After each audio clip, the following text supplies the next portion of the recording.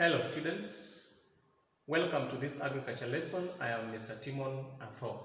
Our topic has been agricultural marketing, and this particular morning we will continue with our discussion on cooperative societies.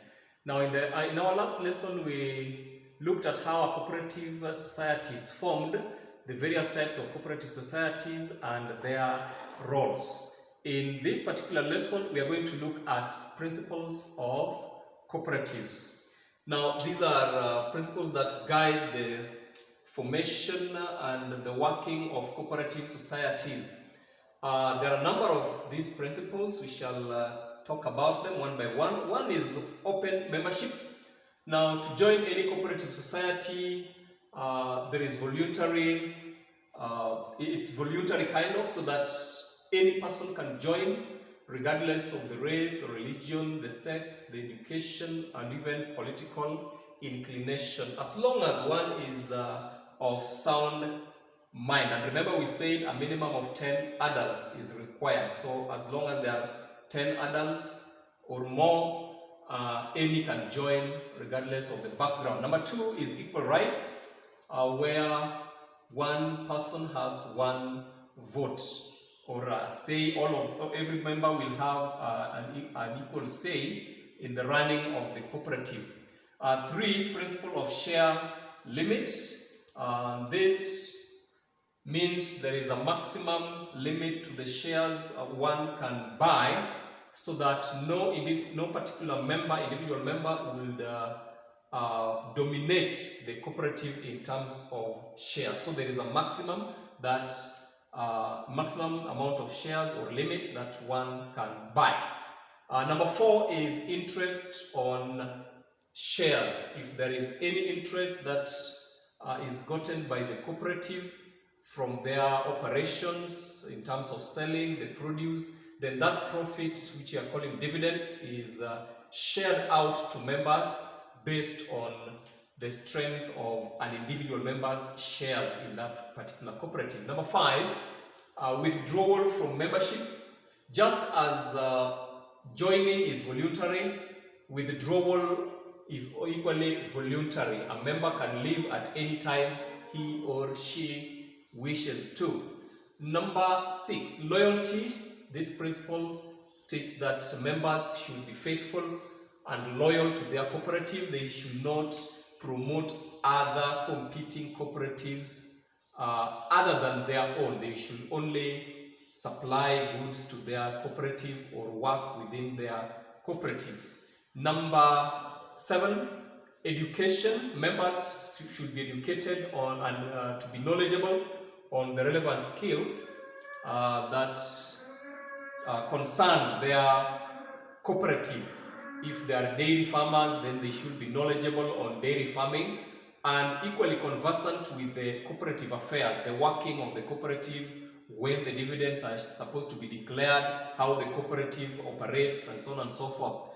The next is cooperative principle. The cooperative society must be registered and must be liaisoned with the other cooperative movements at the local levels, sub-county, county levels, even national level. That means it must be registered with the government for it to operate smoothly. And lastly, there is the non-profit motive principle, which explains that cooperatives are essentially non-profit making organization. They exist to improve the living standards of members. So the main focus of the cooperative is to improve the living standards of the members. Having learnt about cooperatives and finished with them, we move to the statutory boards. These are organizations that are set up by the government or by laws or acts of parliament that help in the marketing and even to regulate the production of various products. These we have boards like the National Cereals and Produce Board, Coffee Board of Kenya, Pyrethrum Board of Kenya, so many boards, we shall talk about them. Then we have commissions like Kenya Meat Commission, that is dealing with the livestock, especially cattle. Then we also have authorities like Horticultural Crops Development Authority, or even KTDA, Kenya Tea Development Authority. Then we also have corporations like Agricultural Finance Corporation, AFC, which deals with financing the agricultural activities. Generally, these boards, corporations, commissions, and authorities have common roles. One is to regulate and control the production of a given product. This they ensure by probably having a say on the price of the various products, so that the farmers are encouraged and motivated to produce. So they regulate the production and even control the amount that is produced, especially in those goods that are produced by given quotas, such that a country is given a particular maximum amount to produce, so that marketing does not become a challenge. Number two, they license the producers and processors of a given product. Okay, all the producers or the farmers must be licensed accordingly, and most importantly, for the manufactured goods, those producers must be licensed. And the processors also have to be licensed. For example, you can talk about the Kenya Sugar Board as licensing all the sugarcane millers, be it Sony Sugar, Nzoia, Mumias, Sukari Industries, and all those factories that process sugarcane. All of them have to be licensed by the Kenya Sugar Board. So the work of a board is to license the processors of a given product to ensure that they are working within the government policies. Number three is to carry out research on all aspects of production. If there are diseases and pests of a given crop, they do research on the same. If there are varieties that probably can overcome droughts and all other serious technical conditions, then they do research on the same, so that we have maybe early maturing varieties, those that are resistant to particular diseases. So they do research on behalf of the farmers, and this research can also be done through other organizations that are affiliated to these boards. Number four, they market the produce on behalf of the farmers. So the farmers will bring their produce to these particular boards, or the outlets that are provided for by these boards, so that the boards can do the marketing on behalf of the farmers.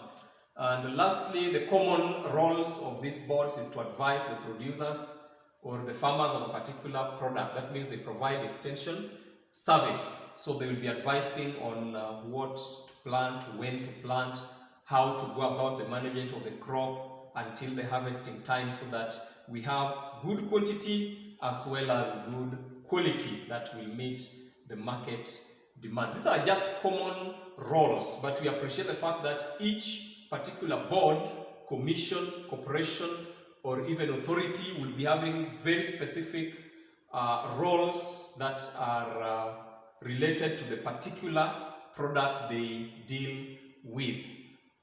These are few or some of the boards that we should be covering: the National Irrigation Board, National Cereals and Produce Board, Kenya Sisal Board, Kenya Sugar Board dealing with sugarcane, Coffee Board of Kenya with coffee, Cotton Board of Kenya dealing with cotton production, Pyrethrum Board of Kenya dealing with pyrethrum, Kenya Dairy Board, milk production. Then Horticultural Crops Development Authority will be dealing with horticultural crops, that is the vegetables, flowers and fruits. Then Kenya Meat Commission, as I said earlier, with livestock, especially cattle. And these are not all. There are many others. These are just some few. And each one of them, as I said, has a role that is specific to the particular crop that it will be dealing with. In our next segment, we shall deal with agricultural associations and unions. Thank you very much for listening to me in this lesson, and I hope we'll meet in the next lesson. Thank you.